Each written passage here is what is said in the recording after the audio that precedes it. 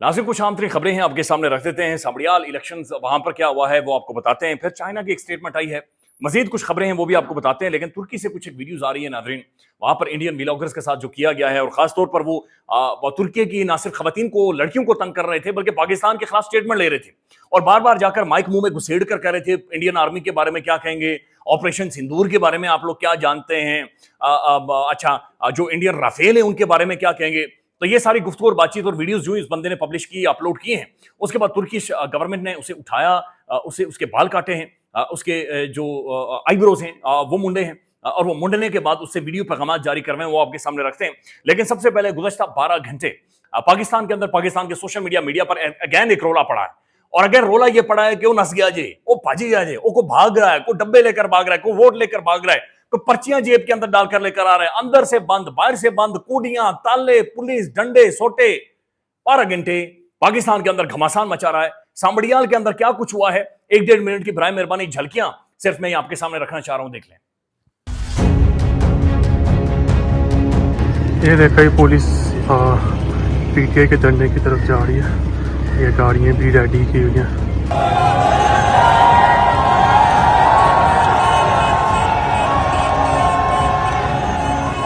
सिर्फ वोट चोरी करने के लिए और अवाम का मैंडेट, जो कि जिस पे पहले भी डाका मारा गया, दोबारा डाका मारने की मुनज़्ज़म साजिश जो है रचाई जा रही है। ये इलेक्शन जीत चुके हैं। इस इलेक्शन की जीत उसी वक्त अनाउंस हो गई है जब इन्होंने अपना हर बार इस्तेमाल किया, पोलिंग एजेंट्स को आगे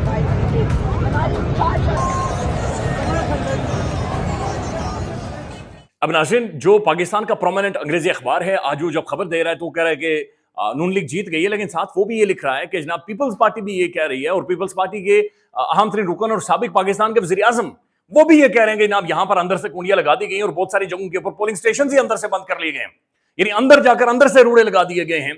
बल्कि मैं चाह रहा हूं कि पीपल्स पार्टी की शख्सियत ये खुद इंतखाबात के अंदर मौजूद थे, इनकी स्टोरी सुन लें। ਅੱਜ ਦਾ ਦਿਨ ਜਿਵੇਂ ਕਿ ਹਰ ਪਿੰਡ ਦੇ ਵਿੱਚ ਵੇਖਿਆ ਗਿਆ, ਹਰ ਮੁਜ਼ਾਫਤ ਦੇ ਪਿੰਡ ਦੇ ਵਿੱਚ ਵੇਖਿਆ ਗਿਆ ਕਿ ਕਿਵੇਂ ਗੁੰਡਾਗਰਦੀ ਕਰਕੇ ਪੁਲਿਸ ਦੇ ਜ਼ਰੀਏ ਰਿਆਸਤੀ ਟੂਲ ਨੂੰ ਇਸਤੇਮਾਲ ਕਰਦਿਆਂ ਹੋਇਆ ਧਾਂਦਲੀ ਦੀ ਅੱਜ ਤੱਕ ਬਦਤਰੀਨ ਮਿਸਾਲ ਜਿਹੜੀ ਉਹ ਕਾਇਮ ਕੀਤੀ ਗਈ। ਇਹਨੂੰ ਮੈਂ ਕੰਡੈਮ ਕਰਨਾ ਵਾ। ਔਰ ਦੂਸਰਾ, ਇਲੈਕਸ਼ਨ ਕਮਿਸ਼ਨ ਜਿਹੜਾ ਉਹ ਸਾਡਾ ਰਿਜ਼ਲਟ ਹੀ ਫੇਕ ਚਲਾ ਰਿਹਾ ਹੈ। ਮੇਰੇ ਕੋਲ ਇਹ ਜਿਹੜੇ ਫਾਰਮ ਨੇ 45 ਦੇ ਮੁਤਾਬਕ ਮੇਰੇ ਕੋਲ 39 पोलिंग स्टेशनों का रिजल्ट हाले तक पहुंचा जिसे साडा वोट पे बनता 4500, और एक तो साडे मतलब खबर ही गलत चला रहे हैं। अब जब नाज़रीन जीत की अनाउंसमेंट होती है, आप खुश होते हैं, आप सेलिब्रेट करते हैं, मिठाइयां लेकर आते हैं, लेकिन ये आप प्राइम फुल स्क्रीन पर चलाएं, ये इनकी चेहरे मुबारक देखें, यानी इनकी शक्लें उतरी हुई हैं, खालिद साहब सेंटर में बैठे हुए हैं और इनके चेहरों को देखें। सिद्दीक जान साहब ने लिखा हुआ है कि शक्लों से लगता है किसी फोतगी पर आए हुए हैं, हालांकि ये अपनी विन डिक्लेयर कर रहे हैं, अपनी जीत डिक्लेयर कर रहे हैं, लेकिन चेहरे उतरे हुए हैं, रंगत गायब है। और उसके बाद ख्वाजा आसिफ साहब ने बकायदा से ये कहा कि मैं इसका क्रेडिट भी पाकिस्तानी फौज के वो नाम कर रहे हैं, और उन्होंने कहा कि जनाब आज जीते हैं। और बहुत सारा जो टाउट हल्का है, तमाम सा टाउट ये कह रहा है कि जनाब एंटी एस्टेब्लिशमेंट वाला बयानिया पिट गया, एस्टेब्लिशमेंट के खिलाफ जो वोट था वो सारा खत्म हो गया है, और ये चीज आपने देख ली है, तहरीक इंसाफ को कैंपेन करने दी गई। भाई सब कुछ हुआ है, लेकिन अलीना शिगरी साहब ये कहती हैं कि ये फार्म 47 का भी अब्बा था जो कुछ वहां पर हुआ है। पहले से फार्म 45 तैयार थे, मास्टर के साथ फॉर्म 47 का अब्बा था, बल्कि फॉर्म 45 पहले तैयार करके वहां पर पहुंचाए गए थे। ये सुन ले आप। फॉर्म 47 उन्होंने पहले ही तैयार करके रखा हुआ था, और जिस स्पीड से हमें नजर आ रहा था कि ये जो रिजल्ट्स हैं वो पोरन कर रहे थे in favour of Pakistan Muslim league Nawaz, उससे नजर आ रहा था कि इनके पास फॉर्म 47 प्लस, बल्कि मैं तो कहती हूँ वो तैयार था। और आज के जो ये बाई इलेक्शंस, आपको पता है कि हमेशा जो हुकूमत वक्त होती है उसके पास एक एज हासिल उसको जरूर होता है बाई इलेक्शंस में, ज़मीनी इंतखाब में उसके पास सारी स्टेट मशीनरी, रियासती मशीनरी उसके ताबे होती है। आज के इस समरियाल के इलेक्शन से मैं नहीं समझती कि नून लीग जीती है, मैं समझती हूँ कि आज की जीत पुलिस के नाम की जानी चाहिए, ये आज की जीत इलेक्शन कमीशन ऑफ पाकिस्तान के नाम की जानी चाहिए। कि जिस तरह से आज जो वीडियोस हमने देखी जो चलती रही। ये नाज़रीन सदर हैं, ये वस्ती पंजाब अहमद चट्ठा साहब, ये बाकायदा से ये क्लेम कर रहे हैं कि कुछ दिन पहले बुलाकर कहा गया था गवर्नमेंट ऑफिशियल्स को जो धांधले के अंदर शामिल नहीं होगा वो बैक ऑफ कर जाए, पीछे हट जाए, फील्ड खुली छोड़ दें, साइड पर हो जाए। ये सुन लें। वो इंक्लूड ही नहीं किए जाते। प्रिजाइडिंग ऑफिसर्स को, जो आपके बेशतर एजुकेशन डिपार्टमेंट के होते हैं, उनको जो लोकल सीओ एजुकेशन वो हैंडल करता है, और वो पहले ही बिठा के कहता है कि जी जिसने धांधली नहीं करनी जिस प्रिजाइडिंग ऑफिसर ने, वो हमारी टीम का हिस्सा बने ही ना। और ये वाज़ेह तौर पे ये कई प्रिजाइडिंग अफसरों ने हमें 21 अप्रैल को भी बताया। ये कई प्रिजाइडिंग ऑफिसर्स ने हमें ये PP 52 का जो बाई इलेक्शन था, इससे पहले भी ये बात वाजिया कर दी कि जी हमें धांधली का हुक्म दे दिया गया और हमें वहाँ पर बुला के कमरों में बिठा के इलेक्शन से पहले ही बैलेट पेपर दे दिए गए थे चंद दिन पहले। नाज़रीन, बहुत सारे लोगों का बहरहाल ये भी तज्जिया मौजूद है कि अगर इमरान खान साहब का शायद ट्वीट ना आता तो हालात मुख्तलिफ होते और तहरीक इंसाफ सामड़ियाल जीत जाती। बहरहाल जीत जाती या ना जीतती ये मैटर नहीं करता, ये चीज़ें बिल्कुल मैटर नहीं कर रही। लेकिन जिस तरीके से अवाम रेजिस्ट कर रही है, अवाम वोट डाल रही है, अवाम बाहर निकल रही है, जमहूरियत के ऊपर, वोट के ऊपर यकीन रख रही है, ये असल पाकिस्तान की डेमोक्रेसी की, जमहूरियत की जीत है। नाज़रीन, एक और वीडियो है जो कि मैसिवली सोशल मीडिया पर वायरल है और ये एंकर इमरान रियाज खान साहब की है। इमरान रियाज खान साहब जो कि जबर का शिकार हुए, गायब किया गया, उठाया गया, फिर उन्हें हज पर जाने से रोक दिया गया। हज पर जाने से इमरान रियाज खान साहब और इस्लामाबाद हाईकोर्ट की परमिशन, एक दफा नहीं कई दफा परमिशन, एहराम बांध कर इमरान रियाज खान एयरपोर्ट के ऊपर मौजूद थे, लेकिन उन्हें नहीं जाने दिया गया। खाना काबा से उनकी एक वीडियो वायरल हुई है, ये इब्राहिम अरबानी आप देख लें।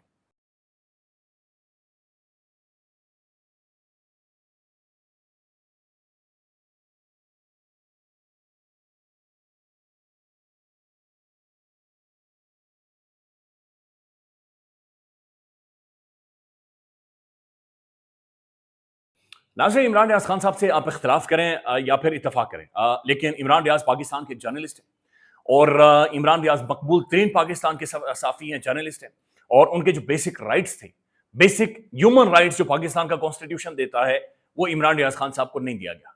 पाकिस्तान को अदालतों ने इंसाफ नहीं दिया, पाकिस्तान में इमरान रियाज को अदालतों ने इंसाफ नहीं दिया। इमरान रियाज खान साहब के साथ जुल्म हुआ, ज्यादती हुई है। बहरहाल इस वक्त वो सऊदी अरब में मौजूद हैं और एक लंबे अरसे से जो उनकी ख्वाहिश थी कि वो हज करें, इस दफ़ा वो लाजमी ये इंशाल्लाह अपना मजहबी फरीजा अदा करेंगे। नाज़रीन, अब तुर्की में जो डेवलपमेंट हुई है, मैं चाह रहा हूँ कि पहले इसकी वीडियो देख लें आप। ये एक इंडियन नौजवान व्लॉगर है, इसके साथ वहां पर क्या हुआ, पहले ये वीडियो देख लें, फिर आपको कहानी बताते हैं। Benim adım Malik ve ben gerçekten çok özür diliyorum. Türkiye'den ve Türk kardeşlerimden ve bütün Türk halktan, bütün Türk milletinden ben özür diliyorum.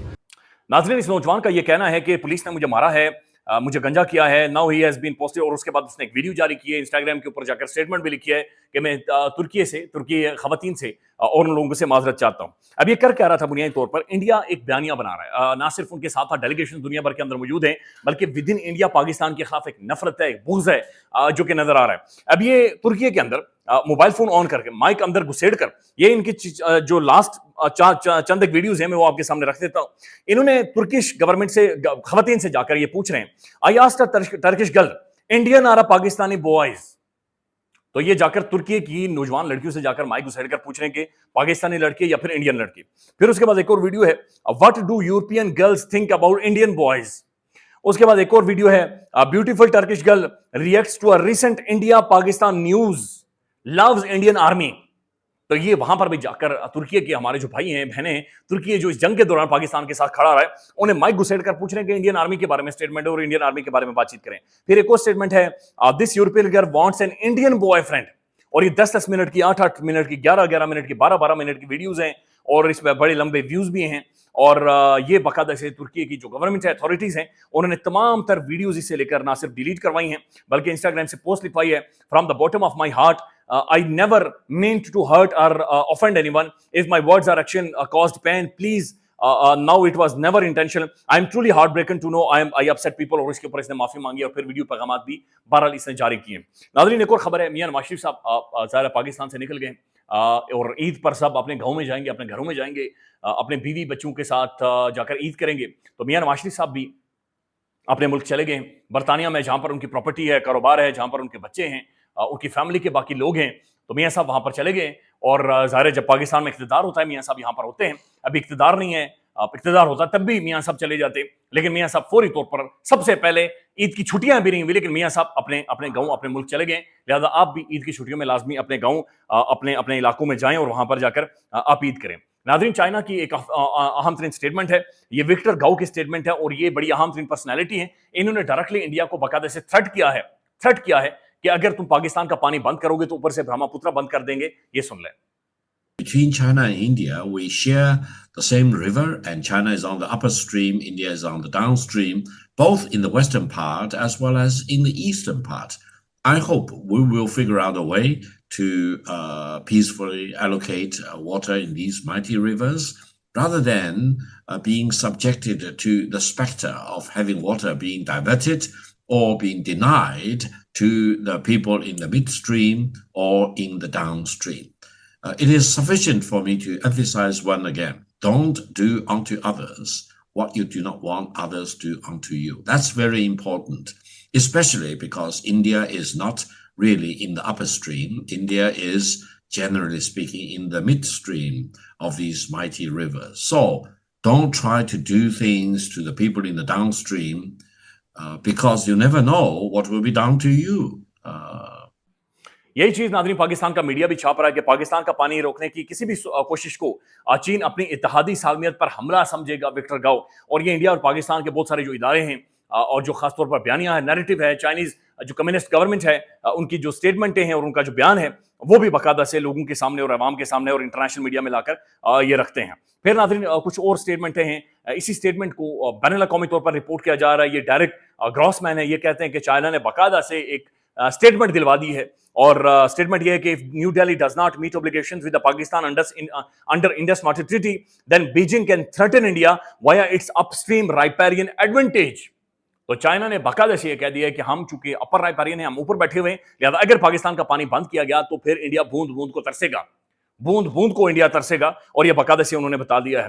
Parveen Swani साहब ने एक ट्वीट किया है, इंडियन ये डिफेंस एनालिस्ट है, दिफाई तजियाकार हैं। ये कहते हैं कि I agree with the Markandey Katju who said 90% Indians are fools, कि 90% इंडियन जो हैं वो बेवकूफ हैं। What he did not say is majority of these are ideologically driven with blinkers on, यानी ये एक खास किस्म की ज़हनियत के साथ ये चलते हैं।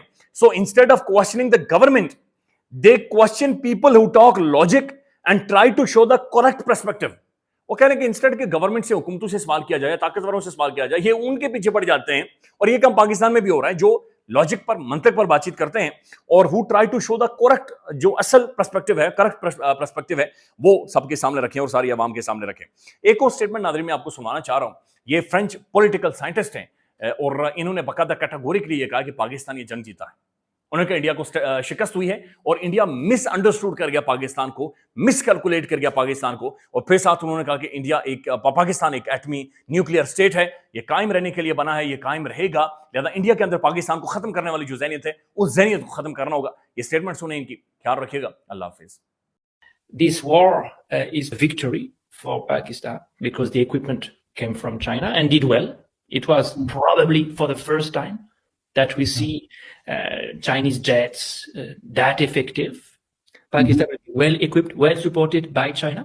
It has been, to my mind, underreported in the Indian media, and that is a long-term impact that will necessarily affect India's domestic politics. Imagination of Pakistan that we see in India needs to be taken care of. You know, this is a country that has nuclear weapons, that is supported by China. So if I say that, it's because there is one dimension that we have not touched upon yet that worries me a lot, and that is the Indus Treaty. Use water as a weapon. That is very dangerous.